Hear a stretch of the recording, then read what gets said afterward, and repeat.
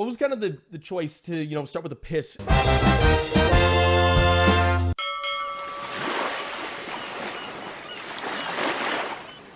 Yes, Kazar everyone, and welcome to another 76 video. Today we're talking about the information we got from the beautiful Kevduit hosting the 30-minute segment over on Quakecon, and after watching it 17, 18 times because I recorded it, I'm really skeptical now. Originally I was like, it's going to be cool going to the pit, before it all becomes what we see in Fallout 3 and exploring around and doing all this kind of fun stuff. And then some of the information we got just made me really question the people that work at Bethesda even more, especially with the big lie that they said about, yes, we listen to the community. That made me giggle. That was funny as hell. However, the information we've got is quite large, so I'm just cherry picking, I guess is the right way to say it, stuff for this video. However, link in the description so you can go watch the full 30-minute segment hosted by the beautiful, beautiful Kevduit who messed up that piss line. Got me so funny. Oh, thank you very much for that, Kevduit. However, the first thing that is going to be coming up on the docket is this. Our builders will be able to carve out their own corner of the pit in an expansive pit cityscape shelter, which to date is our largest shelter that we've offered yet. We're also offering players new currency stamps. We're offering to players that they can earn to target specific items from a new vendor that we're introducing with this update. Yes, so you heard it there from Mr. Rush himself. We're getting a new shelter, which is a cityscape of the pit, which to me makes me think it might be a sunken underground segment of the pit. I don't foresee it being an above ground kind of thing, because that would be a weird way, unless you had a vertibird door that you went through to get to it.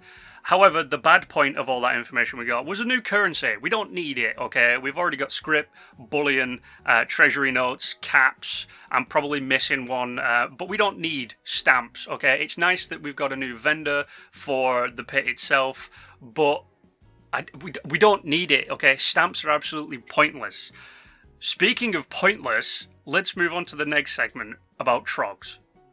Trogs. The marriage, I believe, between terror and frogs, one can only assume. We've seen them in Fallout before, but Mark, how have they been adapted now for 76?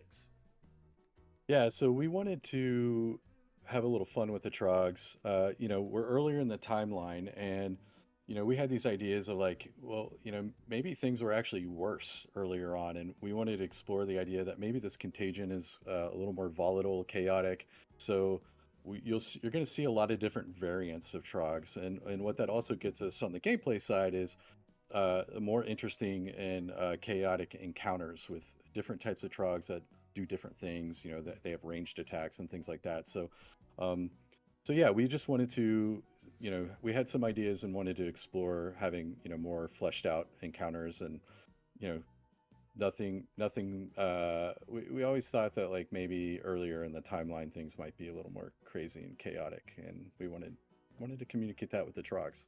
So once again, two good points, and well, two points, let's put it that way. Trogs have just been copied and pasted. That's the lazy side of Bethesda right there.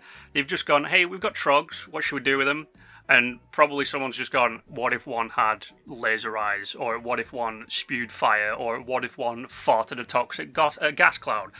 So on that side of things, I'm really disappointed in Bethesda, because it's just, hey, we've got these Trogs from Fallout 3, let's give them a gun and a rocket launcher and a flamethrower, which makes no sense, because if you play the Fallout 3 DLC of the pit, there's, I believe, only two types of Trogs. One is your standard Trog, and one is a more aggressive, bigger type of Trog. So what happened to the other ones, eh? Did they de-evolve into these Trogs that we see in Fallout 3? I don't know, it's just very lazy. However, a good thing that was mentioned was the fact that because we're so early in the pit's timeline, it is a lot more hectic than it is in the future, and that's probably because, in the future, the Brotherhood comes in and, well, I say comes in, they mess some stuff about and try and get it a bit more under control, but you can see where I'm coming from with some of the skepticism about this upcoming DLC. I don't know. However, for the base game, we do have a good bit of information coming, and this is that. But more importantly, I'd like to point to something that we have in the works that's coming out later this year that was a direct result from community feedback, and that is our free cam building mode. So A lot of our players have gotten frustrated with, you always have to have your character moving with your camera as you're building your camp.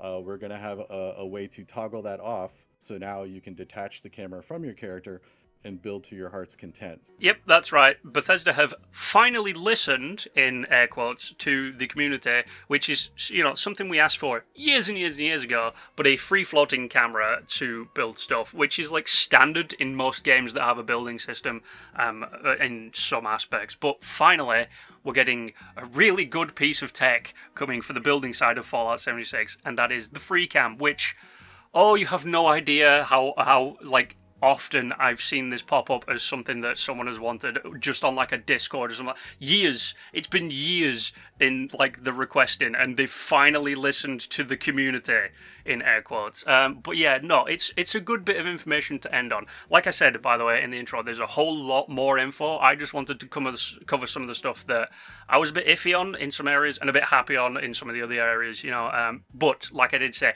go watch the full thing. Kevduit has a fun time hosting those guys, and those guys give out some good information as well, which is definitely worth the watch.